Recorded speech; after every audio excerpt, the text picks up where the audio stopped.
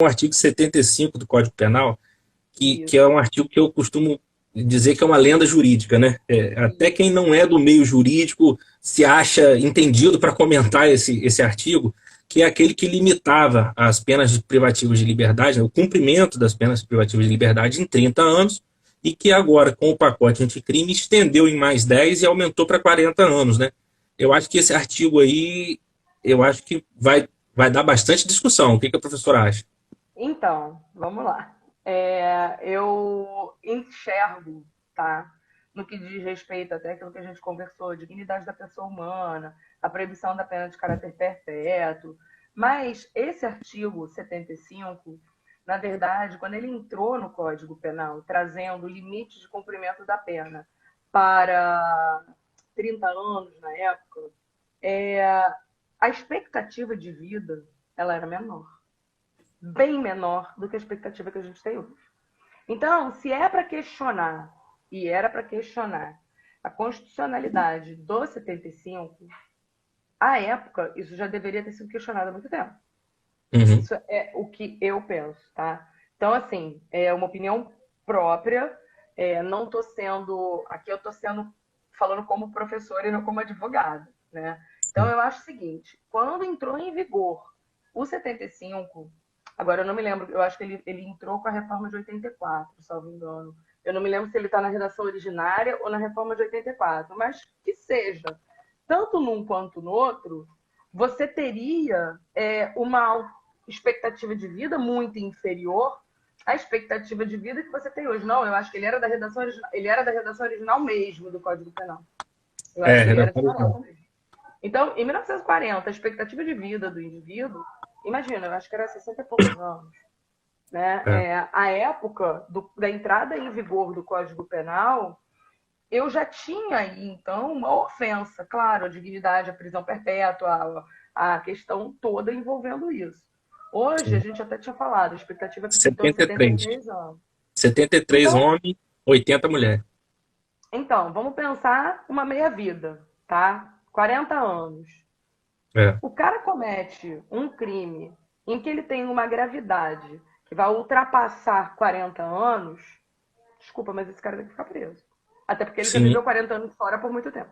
Então, o que eu estou pensando, eu estou analisando em termos de interpretação sistemática mesmo. Sim, sim, sim. Mas Então, a defensoria, a doutora tem notícia que chegou a ingressar com uma ação direta de ingressou, inconstitucionalidade ingressou, ingressou. Eu posso até depois passar para você o número, quem tiver interesse pode para me acompanhar, é procurar. importante. Eu passo o número para vocês, tem sim, Eu que também estão acho, questionando quanto a isso. embora eu veja muitas vozes se levantando quanto a essa questão da questão das penas de caráter perpétuo, da dignidade, eu também concordo com a doutora. Eu acho que se isso não foi levantado lá atrás, não tem por que levantar agora, Não onde a faz expectativa de sentido. vida só aumenta, né? Isso daí eu também concordo com a doutora.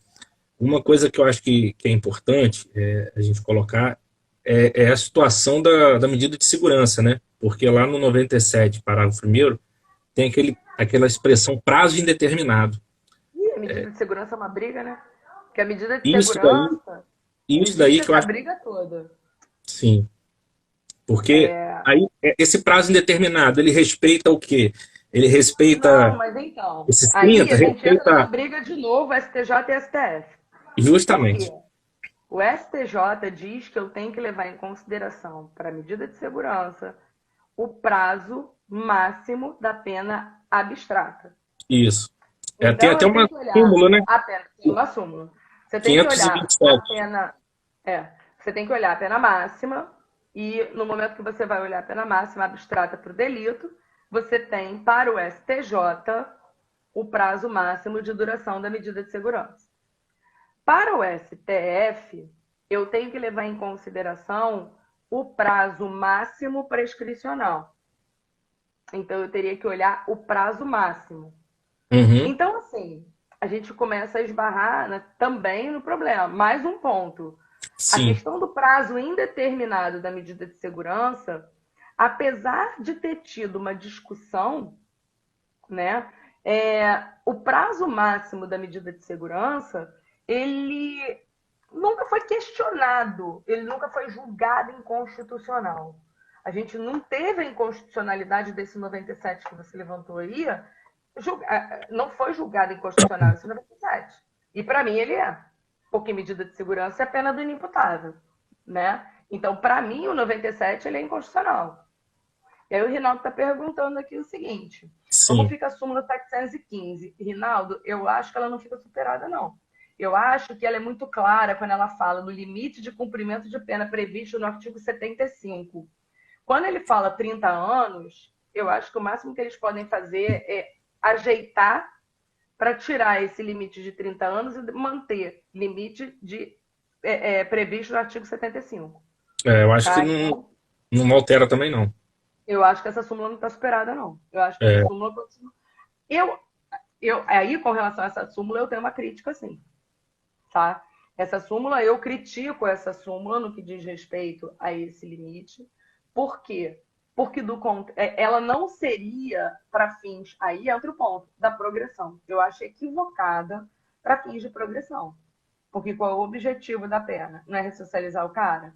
Se o cara, quando cumpre o limite de 40 anos, não é para o cara sair? É. Por que eu não permiti a progressão para ele? Porque o cálculo é, desses benefícios, eu acho que não poderiam, então, ser feitos com base no total da pena. Eu acho que sim. deveria respeitar esse limite de 40 hoje, né? Os de 40 Uhum. anos. Então, para quem está acompanhando a live aí, o que diz a súmula 715? A súmula 715 diz limite de cumprimento da pena hoje de 40 anos, ele não é levado em consideração para cálculos de benefícios de livramento condicional, progressão de regime. Ou seja, eu tenho que pegar a pena total. Então, vamos supor que o cara tenha tido uma condenação a 130 anos, né? Como é que eu vou fazer o cara progredir com 130 anos? Ele vai Não ficando vai. fechado para sempre. E aí, para mim, essa súmula ela está errada. Por quê? Porque se você tem a finalidade da pena, ressocializar o cara, se você tem o objetivo dessa pena, trazer esse cara para aos poucos levando uma vida que ele levaria do lado de fora, se você vai calcular o montante total da pena, você não vai permitir isso para o cara. Então, para Uhum. mim, essa súmula é o problema, entendeu? Para mim, essa súmula ela tá bem errada.